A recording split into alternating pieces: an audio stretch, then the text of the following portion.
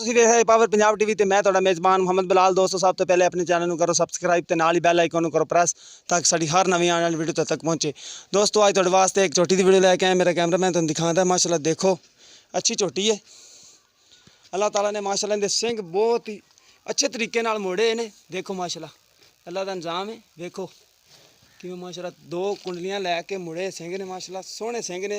मथा सफेद है, एक काली अख है, एक सफेद है, नक माड़ा या सफेद है। माशाल्लाह सुथरी झोटी है जिन्नी भी है। माशाल्लाह चंगियां विरलां देखो, चंगियां विरलां दे नाल चड्डा लाया होया। चंगा गोल चड्डा है, ना बाई च फर्क ना कुछ छोटो रो माड़ा है। देखो माशाल्लाह बाई च यरी भी नहीं फर्क। देखो माशाल्लाह चंगा चड्डा है, चंगा चौड़ा पुट्ठा है झोटी दा। बकाया मालक को पुछांगे सूण वाली या सूई है। इत्थे बंद हो जी। सोहना वाना माशाल्लाह चंगियां विरलां नाल थान लगे ने।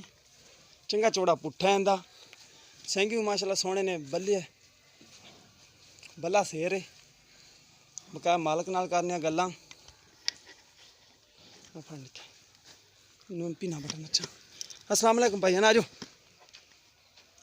अस्सलाम वालेकुम जी। वालेकुम सलाम जी। की हाल है भाईजान? ठीक शुक्र अल्लाह। की नाम है अपना जी भाईजान? अब्दुल अली। अच्छा अब्दुल अली, ये माज अपनी सूई है कि सूण वाली है? ये सूई हुई है जी। अच्छा सूई है। पिछे की है? इहदे पीछे कट्टा है जी। आ कट्टा इंदा खड़ा? हाँ हाँ माड़ा कट्टा दिखाई। कालियां अखां ने कट्टे दियां, मथा माड़ा सफेद है, चंगा मोटा ताजा कट्टा है। ते पिछे हो जान माड़ा। अच्छा भाईया ने कितना सुबह सोई है? ये तीसरा सुबह सोई। अच्छा हुण तीसरा सुबह सोई है? हाँ जी। अच्छा पहले सुबह दिन वो दो कट्टियां खड़ियां जिहड़े दो सुबह जेहड़े सोई है। हाँ जी। वो दिखाई परां नूं। वो परली माशाल्लाह जिहड़ी चूरकुंड सिंगां वाली वो पहले सुबह दी दी। वो मथा सफेद है। आ बिल्लियां अखां वाली काली शाह कट्टी जिहड़ी है दूसरे सुबह दी है। तीसरे सुबह दा कट्टा है। आया इधर पिछे आ जा बस। ये तीसरे सुबह दा कट्टा है। हुण भाई होरां कोल पुछने आ। अच्छा भाई ने दो टाइम का हुण दुध कितना कर रही है? ये 10 किलो दूध दे रही है जी। अच्छा 2 किलो 10 किलो दे रही दो टाइम? हाँ जी। पिछले सुबह भी इन्ना ही करदी रही? हाँ जी। ज़्यादा ज़्यादा भी हो जाता जी, कभी घट भी जाता। इन्हू किन्ने दिन हो गए ने सूई नूं? इन्हू 20-25 दिन हो गए। 20-25 दिन हो गए ने सूई नूं? अच्छा 20-25 दिन हो गए ने सूई नूं। दो तीन बस इन्ना ही करना। 12 कर दी होनी, 10-12 बस इन्ना कि चल जाता। अच्छा 10-12 किलो कर दी मसे।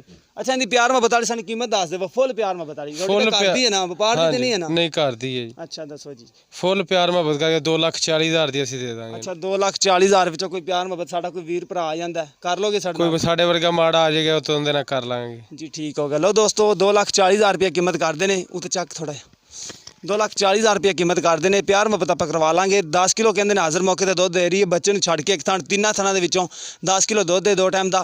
तो जिस मेरे भरा नूं पसंद आवे साडे नाल राबता कर सकता है। 0303 78 16 150। नाले इन्हां दे घर दी गां है, मझ है, सॉरी मैं गां कहती, मझ है। दो सूबे दी तुहानूं पहले विखाती ने। परली है कट्टी जिहड़ी है वो पहले सूबे दी, वो भी इन्हां दी हुण नवीं हो गई माशाल्लाह। ते आ दूसरे सूबे दी, तीसरे सूबे दा कट्टा है। तो जिस मेरे भरा नूं पसंद आ जावे साडे नाल राबता कर लवे। तुहानूं नंबर दस दिता, डिस्क्रिप्शन दे विच भी नंबर साडा लग्या हुंदा है। मिलने नवीं वीडियो च। अल्लाह निगहबान। नाप दिओ।